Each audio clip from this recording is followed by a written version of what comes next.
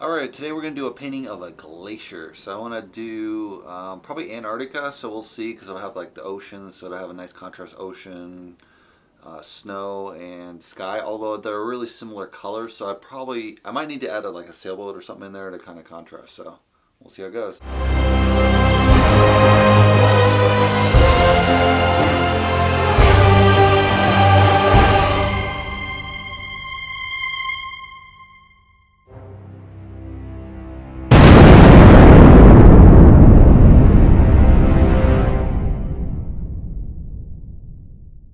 Alright, the question of the day is, what is Brexit?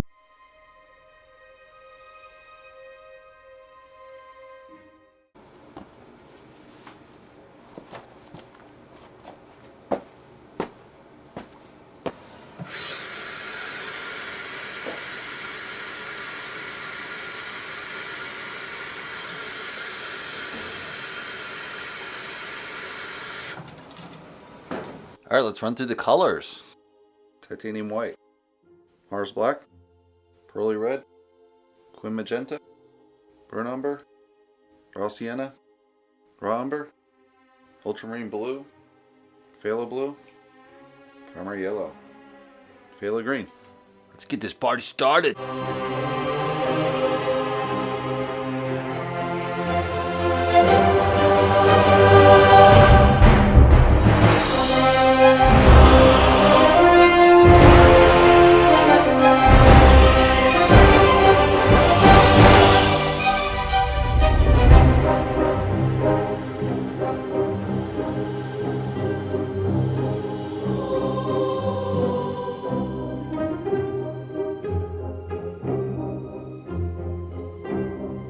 Alright, so we just laid down the first layer. It's got this nice kind of orange to light blue. This might be a little too purple here. It's got to make that bluer, I think, in the background. This is kind of good. It's going to be a reflection of this. Should be a little cooler. We have a darkness here and then a darkness here, and maybe this is too light, so maybe I have to add some more, kind of turquoise sea. But it has this nice reflection. I think I got to get more of this closer, and it'll work a lot better. Overall, the color's pretty good. I have to add a little more dark and light highlights to kind of break that ice out, but it's looking like ice right out of the gate, so this painting might be done faster than we think, so we'll see.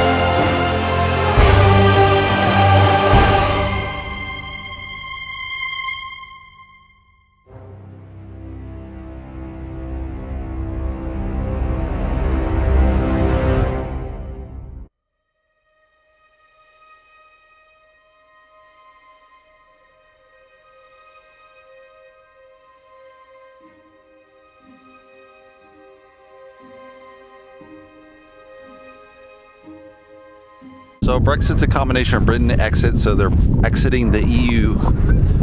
And what they originally thought when they went for the vote was, obviously there were people against it, so they kind of had a better clue what was going to happen possibly. And the people that are leaving, they're like, oh, we want to stop all these immigrants, but then keep all the rest, right? Completely naive. So now they have to renegotiate. Basically, the UK kind of entered the ECC, which is a precursor to the European Union in 1966. So it's kind of like you have to renegotiate basically 50 years of legislation. So they have to not only negotiate all the trade agreements, the fishing rights, Northern Ireland border, Scotland deciding maybe to secede from England to stay in the EU. I mean, it's just a pure shit show. And what the UK really didn't realize when they voted for this is that they thought they would have a lot of bargaining power with the EU because they're one of the larger members. But since you're leaving, the EU is kind of like, fuck you, buddy. So the EU has basically told Britain that they basically told Britain dude, you're leaving, so finish the leaving and then we'll do the trade agreements. But for Britain, that doesn't work at all, right? Because they're trading, that's a huge part of their economy is trading with the EU, right? And all their food, most of their food comes to the EU. The only thing they're going to gain really is they're going to be able to fish more in the UK market, but it's worse for actually the UK fishers because they're only going to be able to sell the fish to UK instead of the EU. So the fisheries get fucked. I mean, the only thing that's probably going to be positive is there's going to be a lot less fishing, probably because what's the point of fishing if you're not going to make a lot of money, right? So some people will probably go bankrupt that are fishers. The UK citizens will have a cheap fish, but all the rest of the seafood imported from the EU, which is going to cost them an arm and a leg. So unless you only like fish and chips, you're kind of screwed if you like seafood. Yeah, there's just not only that, but there's a lot of EU citizens living and working in UK and vice versa. UK citizens living in EU. Now, probably the workers are probably going to be okay, but they could be totally shafted by the EU. But not only that, all the UK citizens that bought property in southern France, southern Italy for retirement, and you know, who knows what's going to happen to them. I mean, they might have to come back every year, renew their tourist visa. They're going to pay higher taxes on their property tax, so they're not going to be happy at all. They're going to be totally pissed. Like, dude, what the hell happened, right? So overall, I think it's kind of blown out of proportion. Obviously, they're going to agree to some kind of trade agreement afterwards, but there's a lot of blood in the water, and UK was completely naive to how much bargaining power they're going to have leaving the EU, right? Because once you leave, you're kind of one member against 26 other members, right? And the 26 other members are like, we're first, and then we'll deal with new members.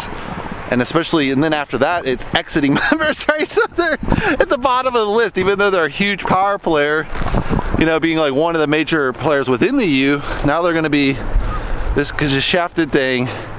Not only did they screw up the UK for that part of it, they're going to have to pay, it's like, I don't know, some crazy amount, like 40 billion to leave on Brexit. So I don't know how they're going to pay for that. So they thought all the money they're going to save, it's going to go pay for Brexit. They might make some money in 5 years. But all these banks are starting to pull out major money out of London. So Barclays has already pulled out, it was some crazy amount, like, I think it was like $1 billion out, and they moved it to Ireland, who's still within the EU. So technically the jobs are still in London, but if the EU decides to put a little bit of a tax on their foreign exchange, that whole business from UK could go down the toilet, right?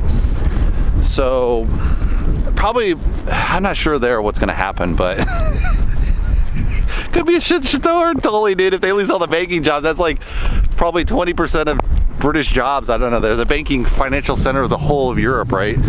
And now that they're spin out, who knows what's happening, you know? So yeah, it's going to be a funny thing. But that's the question of the day. What is Brexit? I hope I guys kind of explained it. There's a lot more to it. I mean, I was on Wikipedia for, I don't know, 20 minutes reading this. So it's just a crazy amount of information to process. But yeah, that's what's going to happen with the UK. Hope you guys like the painting, and I'll see you next time. All right, we just finished the painting. Let's take a closer look.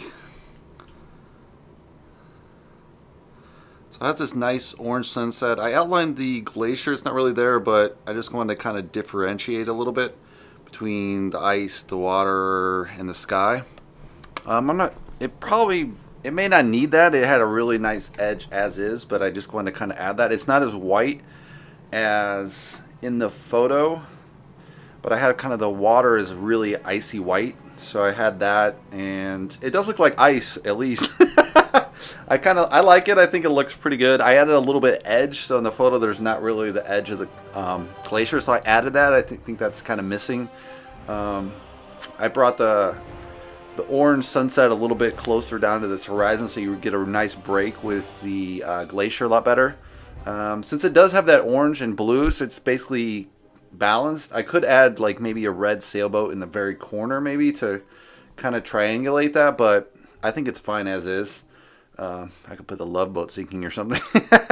But anyway, hope you guys like it. Give me a thumbs up if you do, and subscribe below if you want to. And hope to see you on the next painting video. Thanks for watching, guys.